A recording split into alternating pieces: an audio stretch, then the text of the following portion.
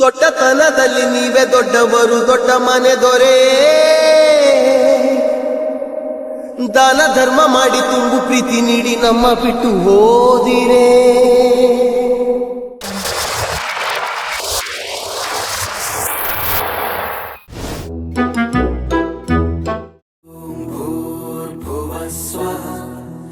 ತಾಯಿ ಜಗನ್ಮಾತೆ, ನನ್ನ ಇನ್ಸ್ಟಾಗ್ರಾಮ್ ಅಕೌಂಟ್ ಓಪನ್ ಮಾಡಿ ಇವತ್ತಿಗೆ 1 ವರ್ಷ ಆಯಿತು. ಡೈಲಿ ಫೋಟೋಸು ರೀಲ್ಸು ಎಲ್ಲ ಅಪ್ಲೋಡ್ ಮಾಡ್ತಾ ಇದ್ದೀನಿ. ಆದರೂ ನನಗೆ 108 ಜನ ಫಾಲೋವರ್ಸು ಅಷ್ಟೇ. ಆದರೆ ನಾನು ಮಾತ್ರ 25,000 ಜನ ಫಾಲೋ ಮಾಡ್ತಾ ಇದ್ದೀನಿ.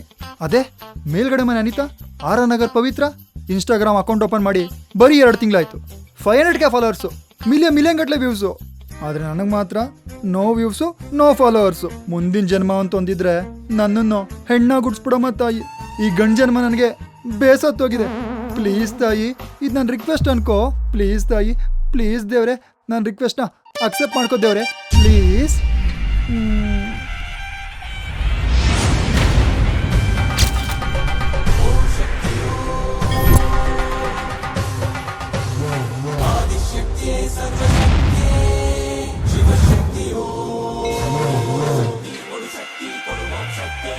Abhi,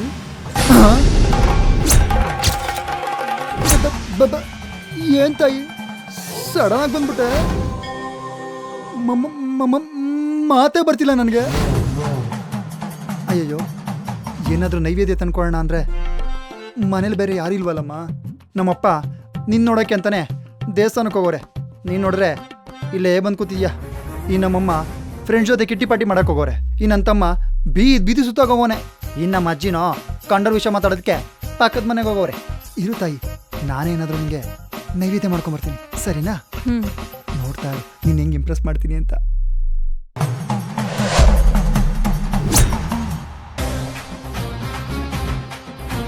breaking news. ಗಂಡ ರೀಲ್ಸ್ ಮಾಡಲು ಬರದೇ ಇದ್ದಕ್ಕೆ ಗಂಡನಿಗೆ ಡೈವರ್ಸ್ ಕೊಟ್ಟ ಹೆಂಡತಿ. ಇದ್ರ ಬಗ್ಗೆ ಮತ್ತಷ್ಟು ಮಾಹಿತಿ ತಿಳ್ಕೊಳ್ಳೋಣ ಒಂದು ಸಣ್ಣ ಬ್ರೇಕ್ ನಂತರ.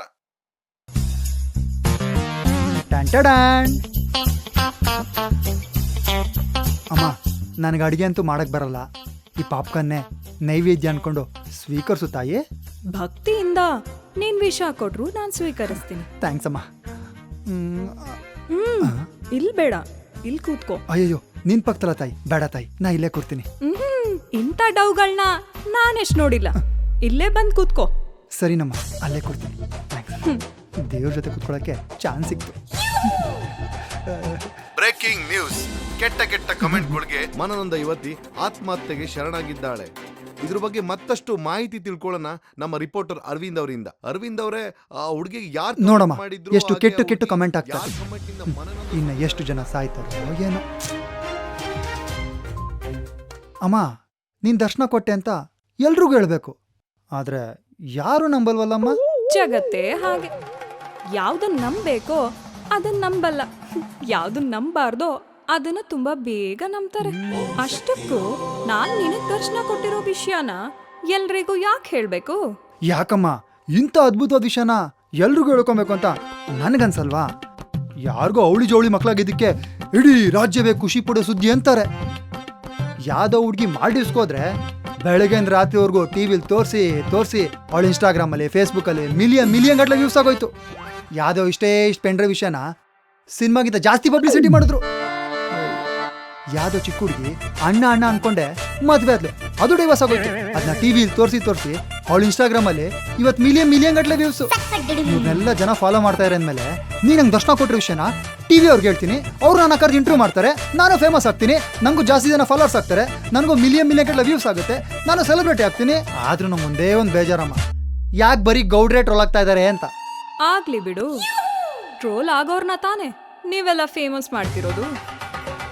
ಇಷ್ಟಕ್ಕೂ ನಿನಗ್ ನಾನು ದರ್ಶನ ಕೊಟ್ಟಿರೋ ವಿಷಯನ ಹೇಳಿದ ತಕ್ಷಣ ಖುಷಿ ಪಡೋದು ನಿಮ್ ತಾಯಿ ಒಬ್ಳೆ. ಇನ್ ಮಿಕ್ಕೋರು ನಾನ್ ಅವ್ರಿಗೆ ದರ್ಶನ ಕೊಡ್ಬೇಕು ಅಂತ ಅನ್ಕೊಳ್ಳೋದಕ್ಕಿಂತ ನೀನ್ ನನ್ ದರ್ಶನ ಮಾಡದೇ ಇರೋ ಹಾಗೆ ಏನ್ ಮಾಡ್ಬೇಕು ಅಂತ ಯೋಚನೆ ಮಾಡೋರೆ ನಿನ್ ಜೊತೆಲಿರೋರು. ಹೌದಮ್ಮ, ನನ್ನ ಜೊತೆಲಿರೋರಲ್ಲ ನಾ ಏನೇ ತಪ್ಪು ಮಾಡಿದ್ರು ಸೂಪರ್ ಬಾಸ್ ಸಖತ್ತಾಗಿ ಮಾಡ್ತಾ ಇರಾ, ಇನ್ನೂ ದೊಡ್ಡ ತಪ್ಪು ಮಾಡಿ ನಾವು ನಿಮ್ ಜೊತೆಲಿ ಇರ್ತೀವಿ ಅಂತಾರೆ.